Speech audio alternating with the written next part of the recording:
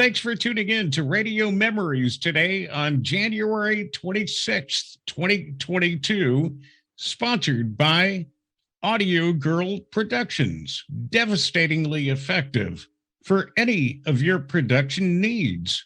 Check them out at audiogirlproductions.com. And now, ladies and gentlemen, Skywalker. Thank you, Jim Davis, and stick around. He's our special guest today, and a nice round of applause for our announcer, Jim Davis. You know, I always kid, and Jim Davis is such a great sport, and I love this man. He is such a radio legend. He truly is. And I thank him for being our announcer, because he is truly a radio veteran and a radio legend. He has been on the radio. He has been a radio programmer. He has been a radio manager and a radio owner. And I am so proud and honored to have him to be a part of Radio Memories and to have him here today to share his radio memories. And from his beautiful home in Central Florida, our announcer, Jim Davis. Jim, it's so good to see you. And I'm the pronouncer, like Gary Owens. I'll be the pronouncer. Yes, I made a living. I made a living off of trying to sound like Bill Drake, Sky. You know, and you do such a great job for Radio Memories, and of course I thank you every week, and people think you're right over here with me, and you're over there. I'd like to be in that. I'd like to be in that beautiful studio of yours there. That looks terrific. This fake little studio that Kevin Gershon put together. Yeah, but it's so good to see you, and let's talk about you and where does it begin with your career? Oh, that's an interesting one, Sky. I was a second generation broadcaster. My mother was a singer on the early live days of radio. She started on two legendary radio stations. She was a vocalist on WKBW in Buffalo and WGR. And she sang with a group called the Vocalettes. And every night at 7 o'clock, they would get into this big, beautiful studio. Remember, studios used to be floating studios, and they were large investments. In fact, 1933, when my mom worked at WKBW, they employed over 330 people. So radio was a big deal in those days because there was no recording. So basically, if it was on the air, it was somebody performing it live. And my mom was one of those folks. And my mom stayed in the radio business until disc recording came along, and then wire recording, and then tape recording. And Mom found herself in need of something else to do. So she wound up as a jingle singer. So my earliest recollections of my mom are being in a studio with her in front of an old RCA 77 or an RCA 44. And she was singing the jingles, we're off at Buffalo Raceway. How cool is that? So I had an early fascination. When I was just a kid, I knew pretty early on that I wanted to be in the radio business. I loved the studios. And my mother bought me a pair of cufflinks that were sterling silver, and they were shaped like the legendary RCA microphone. And I used to have to go to church on Sunday mornings, and this little 6-year-old kid kept amused by talking in his sleeves. I was faking it till I made it. Oh, yeah. Well, I fumbled around for a lot of years. I was just a kid when I started in radio. I was 14 years old when I started at our local Buffalo radio station. There was a little rock and roll station on Genesee Street, not too far away from the Buffalo airport.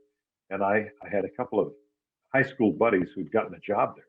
They paid minimum wage, by the way, but I didn't really care. I loved to hang out with the DJs at the radio station. And the woman who ran the station, Mary Lounsbury,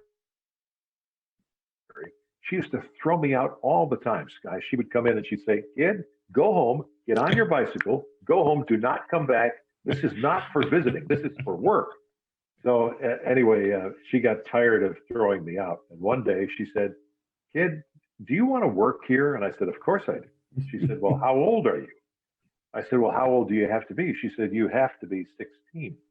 Well, I was not 16, Sky, but I was a big kid. I was, they didn't call me Big Jim Edwards for nothing else. I was a big guy. So I said, "Well, I'm 16." Well, there was no test at that time. And she said, "Okay." She thought that she would throw me a curve by having me mispronounce the names of musical artists. So she gave me a printed sheet that had names of classical music artists on it. But my mother had given me music lessons. I could play a little of the keyboard. And so I just went right through it. She started the old Webcore recorder that had the green magic eye on the front. And so she said, "Here, read this. Rachmaninoff, Rimsky-Korsakov, Mozart, Beethoven." Well, she said, "Okay, kid, I can't trip you up." It was kind of funny because it was a rock and roll radio station. So why I needed to know those classical music names, I don't know.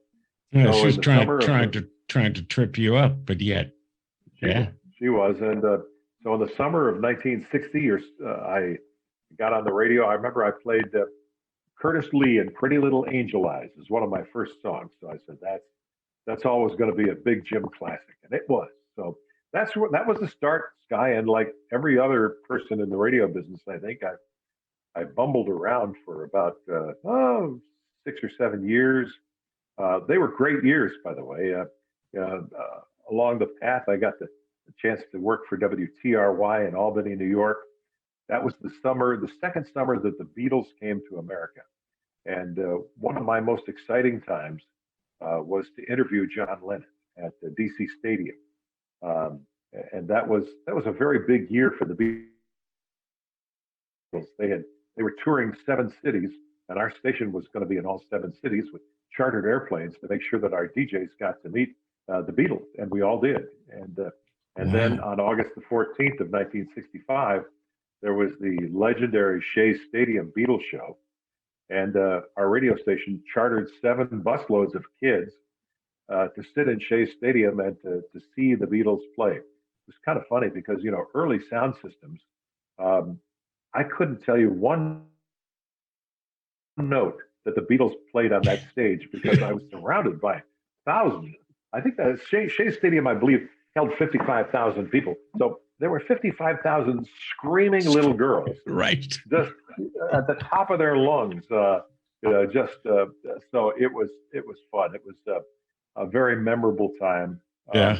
People say to me over the years, they say, "Well, who are the people that you've met that were stars?" And honestly, Sky, it's easier for me to tell you who I haven't met than the people that I did meet, because that was an era when if a recording artist wanted to have a hit, they would come to the radio station, they'd meet with the music director or the program director, and then they'd go on the air and talk to the DJ. So over those years, it was a very, very exciting time to be in top 40 radio.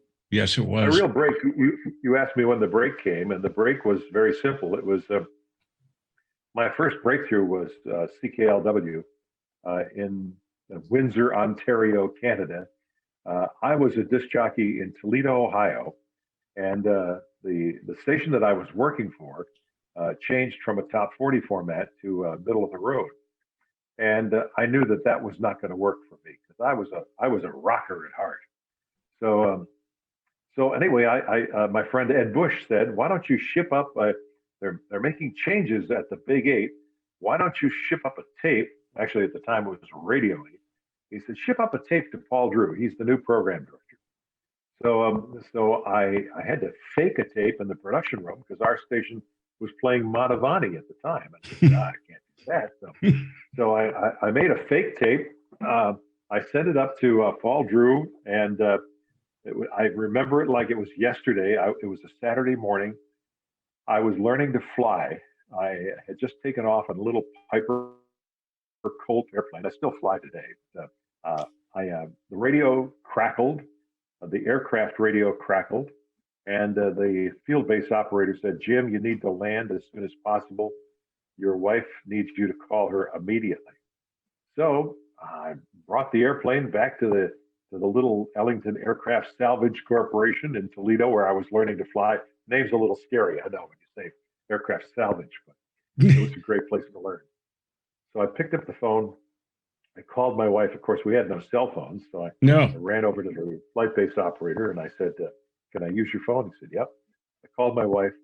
I said, "Sil, it's Jim. What's the emergency?" She said, "Jim, you're not going to believe what I just did." I said, "What'd you do?" She said, "Well, this guy called who said he was Paul Drew," and she said, "But he sounded very nasal." She said, "He sounded like, 'Hi, this is Paul Drew.'" And she said, "Yeah, and I'm the Easter Bunny," and hung up on him.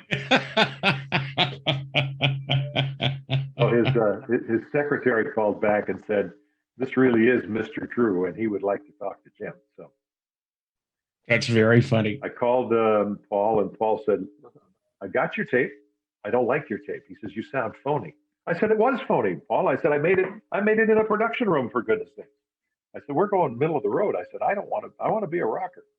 He said, "Well," he says, "Come up and meet me in the office on Monday morning." So I went to these are the days when disc jockeys dressed up. So Oh, yeah. I went to one of the clothing stores. I remember I bought a purple shirt and a nice tie, and I had a sport coat, and I was ready. Uh, I didn't want to be late for my 8:30 a.m. appointment, so I left Toledo at 6 in the morning, and by 7:30 I was waiting in the lobby of CKLW, just me and the overnight guard, and time clicked by. I met Rosalie Trombley, by the way. She was the receptionist who came in at 8 o'clock that morning. Of course, Rosalie's now a legend as the music director for CK. Unfortunately, she just passed, but wonderful woman. And anyway, the time clicked past. I guess it was about 9:30. Paul Drew's secretary came out and said, "Very sorry, Jim, but Mr. Drew is very busy this morning." And of course, meanwhile, I'm sweating bullets out here, Sky. I'm waiting to get in to see the man. Right. So if you know Paul Drew, he operated at a very intense pace, and he ran through the building and he said, "Jim Davis?" I said, "Yes." He said, "Come with me. We're going to Motown." So we hopped in his old Pontiac convertible. We sped through the Detroit Windsor Tunnel, and we wound up on the old East Grand Boulevard studios, where all I can tell you was it almost looked like, I don't want to profile it as a drug deal, but here's what happened, Scott. The back door of Motown opened up, and there was a brown package, and the brown package came out the door closed. We went back to the car, and he said, "I have inside here the latest Supreme song. It's an acetate. It's not even pressed yet." And he said, "We have an exclusive on this for the next 12 to 15 hours. That's why we had to get here right away." He said, "Now I'm sharing confidential information with you because I assume that you're coming to work for us." Yes, that was my first clue that I was going to be the next Big Eight jock. So Wow. yeah, he was he was a wonderful guy. I mean, Paul was the guy that really changed my career for the better. He, here's something that doesn't occur today, but gosh, I really wish it did. Paul said, "Give your 2 weeks notice. Be here next Saturday night. Be here next Sunday night. We'll go on the air at midnight. I will be with you." Paul sat across the table from me for 6 hours for 4 nights in a row with his Zenith transoceanic radio. He was plugged into what we were doing on the board, and every step, he didn't talk with me. He just said, "Tell your engineer record number 1 2 3 4 5, and a more music fast to fast." I would open the intercom, tell that to what they called turntable operators in those days, and that was the only communications we had. But I was on the air for 7 minutes when I made my first mistake. I had forgotten to say the call letters. And so Paul said, "You have forgotten to say the call letters. You may have lost us valuable listeners. And so I'm instructing you to tell your engineer to stop the record that's on the air right now. Go back and play the previous record. And this time, remember to say the call letters, and it'll be a reminder to never do that again. And I thought, wow, that was pretty intense. Right there, I thought I was going to be fired. I really, because Wow. it was firm, it was direct, it was firm. Right. Paul Drew was a very literal man, so you took him at his word. He was never angry, but he was direct. Yeah. And so that was the last words we spoke until 6 a.m. that morning when I walked out of the studio and he said, "That's the best first effort I've ever seen. I'll see you back here tomorrow." And I thought, that was, who does that today? Now, what program cares enough Nobody. to sit with a talent 4 nights in a row, all night long?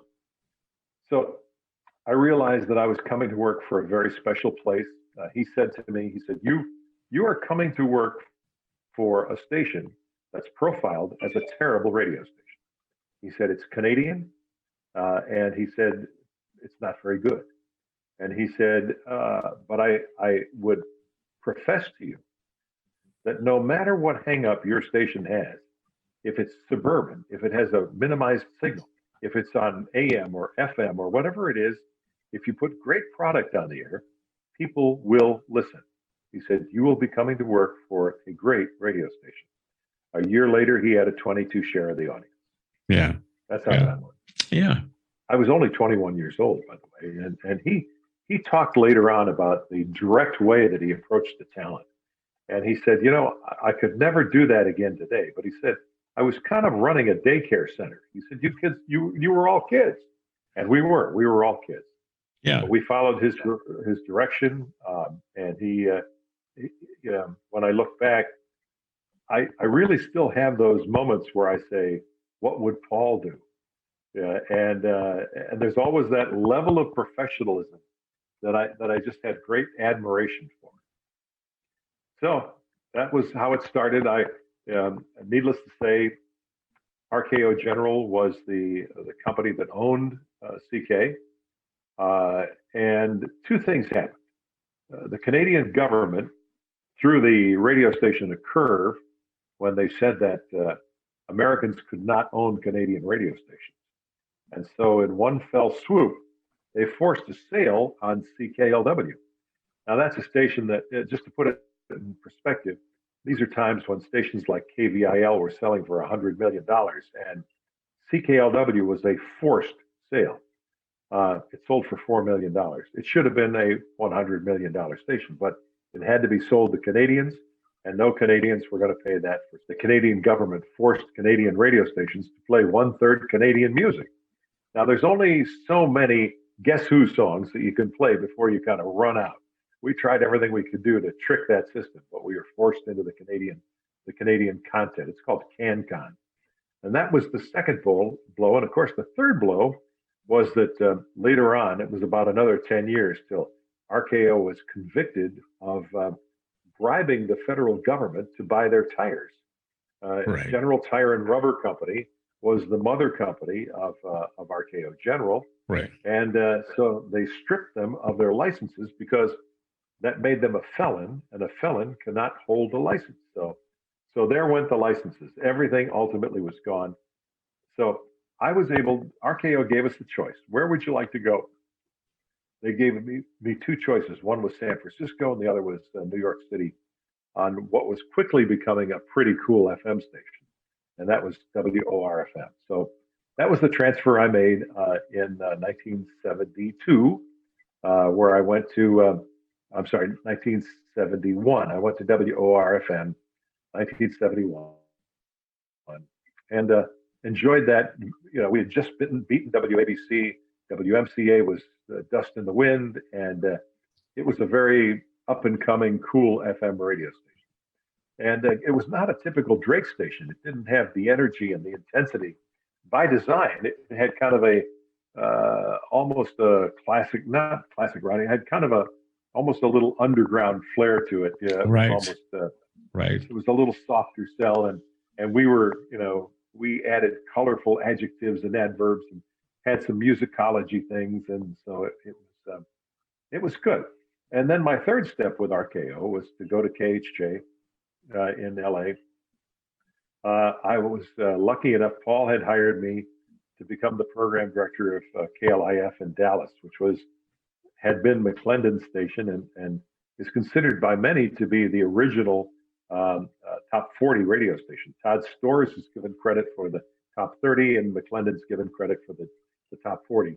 But that was a great honor to be. It was a 10-point Billboard station, so it was an honor to be the PD there. And Paul said, in order for me to prepare you for PDship at KLIF, I'd like you to come to LA and be on the air at KHJ for a period of 4 or 5 months. You can do summer relief and fill in for all the other KHJ jocks. And then when we're ready to roll out the project in Dallas, you'll go there. So that's how I got on KHJ. It was just one summer. It was a boatload of fun. And KHJ by that time had started its decline. It was getting its pants beat off of it by some of the FMs. Charlie Van Dyke was my program director and a dear friend, and I think one of the best PDs that station ever had. And so much so that when I went to Dallas, I brought Charlie to Dallas to do mornings. So we've had a great relationship through 3 different radio stations. Certainly one of the proud friendships that I've been able to develop in this business with Charlie Van Dyke. Great guy. Yeah. So there it is. That's it in a nutshell. After that, all downhill. So after that, where do you move on to? Along the way, I wanted to make a change into programming. Being a jock was I can't. What can you say? It's the most fun you could ever have. But if I was going to continue the career, I was going to have to make that leap into management. Mm-hmm. And so while I was at WORFM, I started to write a philosophy book, I guess is what you'd call it, about what I would do if I was hired as a program director. And it was a thick book. It was like the Manhattan Phone Directory. It was Jim's opinion of what he would do if he was hired as a PD. I took it on a whim over to 1330 Avenue of the Americas, which was the ABC corporate headquarters. I ran into the elevator with the legendary sportscaster Howard Cosell. But they said, "What do you want to do?" I said, "I want to program an ABC station." So they put me in a room with Alan Shaw and Bob Henneberry, and I got my first program directorship running WLS-FM in Chicago, which was WDAI. I mean, talk about a chance. Remember, in those days, there was only 7 AMs and 7 FMs and 7 TVs. So for a kid like myself with absolutely no experience in programming, to be hired by one of the 7 ABC FMs was really an honor. I also got to play hooky on WLS AM. I did summer relief on the AM, and I was program director of the FM. So is that right? I had a good run. I had a good run as a program director. I programmed a couple of legendary ones, KIMN in Denver, the Rocky Mountains. I wound up my programming career working for Gene Autry, the old singing cowboy, Oh yeah. in LA, and that was to have Gary Owens as your afternoon drive person, and to have Robert W. Morgan as your morning person, and Jeff Edwards and Wink Martindale and Sonny Melendres. It truly was a station of the stars. And what was that experience like? The talent was honored and respected by the singing cowboy. Gene Autry loved personalities. He paid them well. Every disc jockey at KMPC had their own studio. And Mr. Autry liked them so much that his wife, Ina Autry, who was an interior decorator, Ina would come in every year and meet with each one of the disc jockeys. She'd get in and say, "Okay, Gary Owens, we're gonna make your studio beautiful this year. What kind of a theme do you think we could work on?" Every DJ had their own studio, and it was personally carved and crafted by Mrs. Autry. When you walked into the building, it was very clear that the talent was, and so I think if I took back anything from that, Sky, it would be, if you keep the focus on the product, then the product is going to bring you great success. To me, there's no question about which came first in the chicken or the egg discussion. It's always keep the focus on the product, and the product will bring the focus back to the revenue. KMPC because of Mr. Autry's focus on product. They were treated as almost as television stars. Most of them, or many of them, were television stars. Yes. Remember, of course, Gary Owens was a legendary star. Robert W. did, several great shows right there on the Golden West stage. Sure, on the lot right there. Yeah. But they also worked hard at it. I mean, one of the things we always talk about show prep, and let me put this in perspective, because I think it takes some of the, how did they become stars? Well, think about this. It's one of the businesses where you don't have to do 8 years of college and get a doctorate to be great on the radio. You just have to focus yourself on, which means that 50% or 80% of the people that do the business are going to be average. And then there's some that are slightly better than average. And then there's maybe 1% that's really good. Well, how does that 1% get to be really good? I am convinced in my heart of hearts that the answer is show preparation. When I tell you that Gary Owens was inherently not a funny guy, he was a wonderful guy, a wonderful man, but humor was not his nature. He had been a cartoonist, and but he would sit at his typewriter, an old manual typewriter upstairs in his office, and he, hour after hour after hour, he would type. And he was a very smart guy. So humor came to him, but it didn't roll off of his, it wasn't one of those things that was just natural.